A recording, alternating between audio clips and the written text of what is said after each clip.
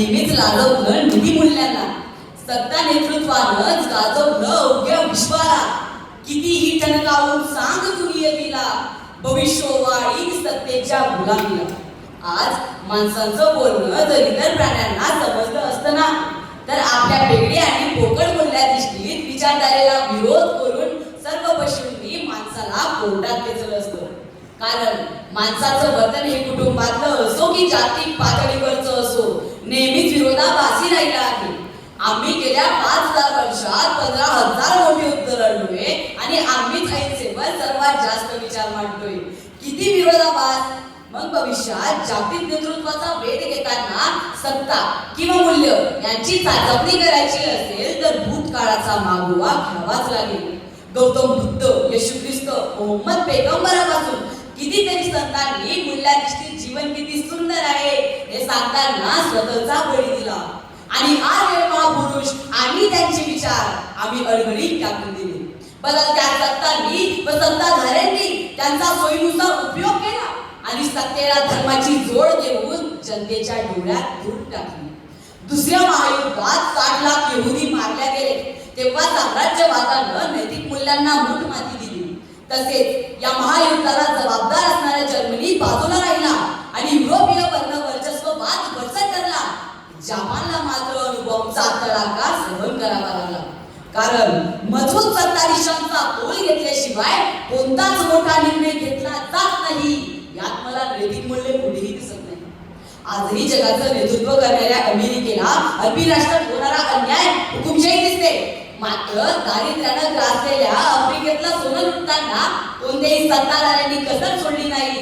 आज मात्र अन्न पाण्या वाचून तडफडणाऱ्या आफ्रिकन माणसाबद्दल कोणत्याही देशाला कणव वाटत नाही. येणाऱ्या भविष्यातही पैसा आणि सीमावादालाच प्राधान्य राहील. युद्ध घडवून आणले जातील कारण युद्ध सामग्रीचा व्यापार करावा लागेल.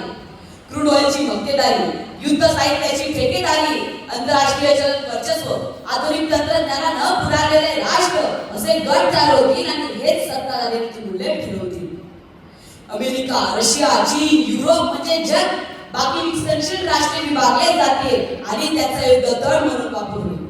क्रूड ऑइलची मक्तेदारी, युद्ध साहित्याची ठेकेदारी, आंतरराष्ट्रीय वर्चस्व, आधुनिक तंत्रज्ञानानं पुढारलेले राष्ट्र असे गट तयार होतील आणि हेच सत्ताधारी मूल्य ठरवतील. शी जिनपिंग आणि व्लादिमीर पुतिन यांनी तर सुरुवात केली आणि वर्चस्वासाठी मानवी नीती मूल्यांचा पूर्ण कधीच झालाय. भविष्यातही ते कागदावरच राहतील. कोणताही करार कोणत्याही क्षणी मोडला जाईल. अवघ्या जगाचं भवितव्य ठरवणारं नेतृत्व जैविक युद्धाच्या तयारी करेल. आपल्याला फक्त एका जैविक युद्धाची धड बसली, त्याला आपण कोरोना म्हणतो. त्याचे दुष्परिणाम मी काय सांगू. राजाला जनतेची गरज असते, जनतेशिवाय राज्य चालू शकत नाही. म्हणून अणुबॉम्ब, हायड्रोजन बॉम्ब हे हत्यारं फक्त वजक ठेवतील. जैविक हल्ले मात्र होतच राहतील. त्यांचे अँटीडोट्स जागतिक नेतृत्वाचा किस्सा गरम करतील आणि यालाच नैतिकता म्हटलं जाईल. भविष्यात जन्माला येणाऱ्या पिढीचं भवितव्य आईच्या गर्भातच ठरवलं जाईल. कारण विकासाचा बहाणा करून कितीतरी देश कर्जबाजारी बनले आहेत आणि त्यांची आर्थिक गुलामीकडे वाटचाल सुरू आहे. भविष्यात जागतिक नेतृत्वाच्या स्पर्धेत असणारे देश कर्जवसुलीची घाई करणार नाही. कारण व्यापारासाठी रक्ताची बाजारपेठ म्हणून ते कर्जबाजारी देशांचा वापर करतील. शस्त्र केव्हा उचलायची, शस्त्रसंधी केव्हा करायची, कोणत्या देशानं कोणत्या देशासोबत व्यापार करावा, कोणता करार करावा, शिक्षण, रोजगार त्याची व्याप्ती सुद्धा जागतिक नेतृत्वच ठरवणार. म्हणजे आमचं भविष्य अगोदरच दिलं गेलं. आमच्या भावी पिढ्या स्क्रिप्टेड आयुष्य जगतील.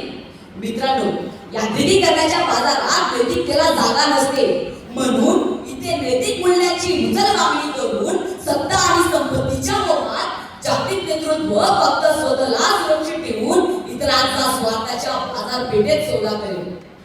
कदाचित देवत्व सुद्धा विकले जाईल.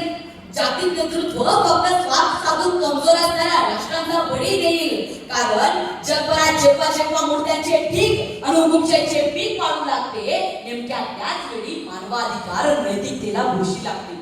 म्हणून भविष्यातील जागतिक नेतृत्व सत्ताधारीतच राहील, यात काहीच शंका नाही. धन्यवाद.